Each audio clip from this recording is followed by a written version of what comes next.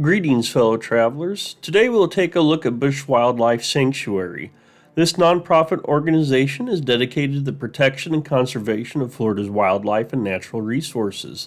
To accomplish this goal, the sanctuary has a mission of wildlife rehabilitation and environmental education. So far this year, they have treated over 6,000 animals, and those that don't recover well enough to be released back into the wild, like Chewy here, transition into the important role of educational ambassador. And those are the ones we will meet here at the park, inspiring us to become the next generation of conservation heroes. Outside the educational center, we will make our way around the loop and spot the clever blue jay.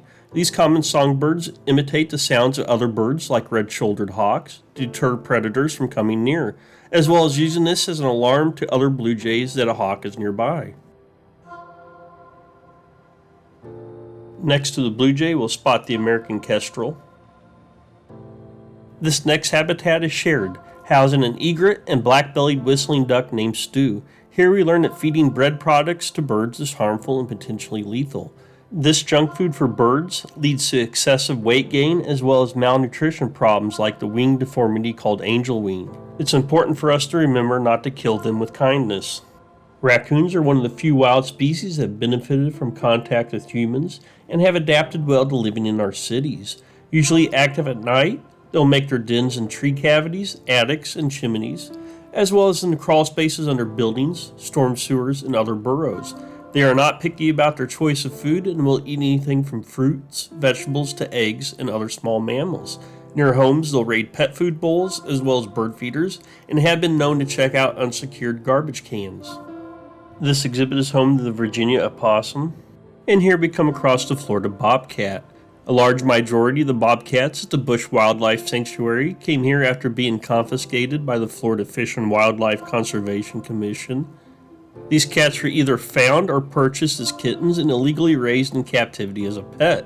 Unfortunately, many of these bobcats were neutered, spayed, and declawed and would not be able to survive in the wild. They typically live to 6 or 8 years of age, with a few reaching beyond 10.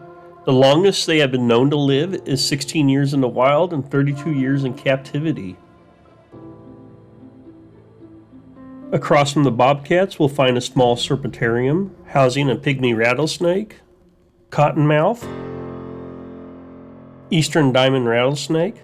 These snakes can reach lengths of 8 feet and weigh up to 10 pounds. Eastern indigo snake, Florida red rat snake, and the Florida yellow rat snake. Rat snakes are a powerful constrictor and the best street climber of all the Florida snakes. Their favorite foods are small mammals like rodents, and this yellow rat snake usually freezes in place instead of slithering away when sensing danger, and may often play dead like a fallen tree branch to fool predators. Down the Pineland Nature Trail, we'll come across the Florida black bear. The bears living here at Busch Wildlife Sanctuary were orphaned after their mother had been killed by state wildlife officials. She had become too accustomed to finding food from human sources, and even after being relocated multiple times, her behavior continued and she became a potential danger to people and domestic animals. And just a little ways down the path, we'll come across 2 yards for the Florida panther.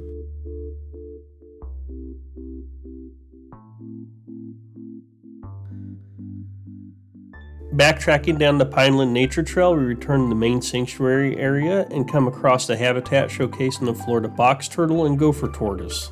At Parrot Crossing, we'll get a glimpse of an Amazon parrot. These birds are mainly found in the rainforests in Central and South America. Blue and gold macaws. These beautifully colored birds use their hooked beaks to crack open Brazil nuts and slice fruit. The next aviary houses both green-winged and military macaws, with the green-winged macaw being one of the largest species of parrot. At Owl Crossing, we'll meet barred owls. Barred owls get their name from their striped or barred feather pattern, which helps them to camouflage in the forests and swamps where they live. Barn owls are a widespread owl species found worldwide on every continent except Antarctica. The great horned owl is the largest owl species in Florida. It is named for the feathered tufts on its head that resemble horns or ears. The red-tailed hawk is the most common hawk in North America and is named for the copper-red feathers of its tail. They are found year-round here in Florida, and their numbers increase when more northern red-tails migrate south for the winter. Red-shouldered hawks are creatures of habit and return to the same nest year after year. The Cooper's hawk, also known as the chicken hawk, is commonly found around backyard bird feeders preying on songbirds. If a Cooper's hawk becomes an unwanted guest in your yard, simply take your feeders down for a few days and the hawk will move along. The northern crested caracara is technically a large falcon, though rather than being a swift aerial hunter like most falcons, this raptor usually scavenges or hunts for small prey on the ground.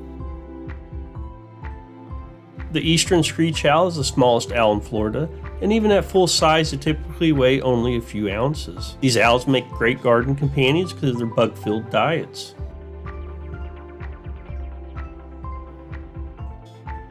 Osceola wild turkey, or Florida wild turkey, is a smaller and darker than the eastern wild turkey.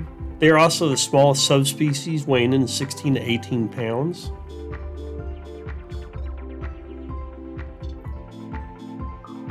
Here we find a mixed species habitat for coastal and wetland birds of Florida.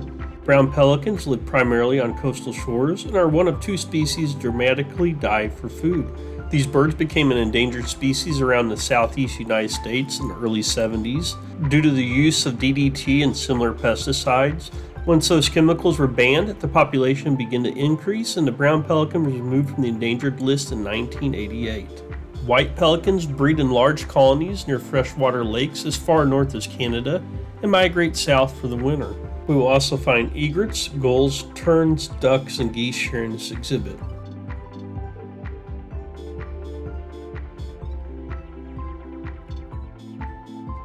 Next up is our second shared species exhibit for the gopher tortoise and Florida box turtle. Gopher tortoises are considered a keystone species because of the critical importance of their burrows in the ecosystem. These burrows they dig average 15 feet long and 6 foot deep, and they may share these burrows with over 300 different species. Florida box turtles live primarily in Florida, but may find their way up to southern Georgia. Next up, these back-to-back exhibits house some of my favorite animals, the red fox and gray fox. These animals have a diverse habitat, living in forests, grasslands, farms, and even urban areas. This fox is unique in that it is the only American canid that are able to climb trees. They have sharp claws that allow them to scale a tree in order to escape a predator or to reach a potential arboreal food source, and can be found living throughout southern North America into northern South America. Here we come to the North American river otter. River otters are found in every part of Florida except the Keys. These small but mighty animals are capable of taking down alligators as big as 5 feet long. Alligators in Florida will search for any area to live in, often moving from lake to lake. This takes them over streets as they look for new homes. They have been found in people's swimming pools, under cars and houses, and even at the front doors. The eagle yard is home to bald eagles, black-crowned night herons, black vultures, and turkey vultures.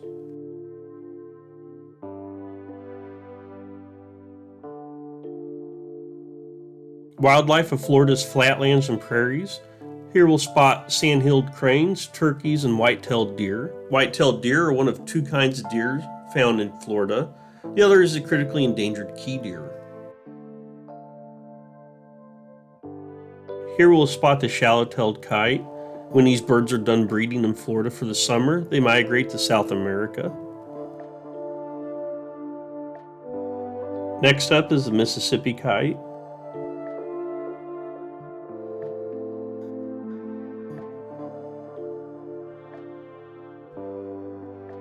This concludes our look at the Busch Wildlife Sanctuary.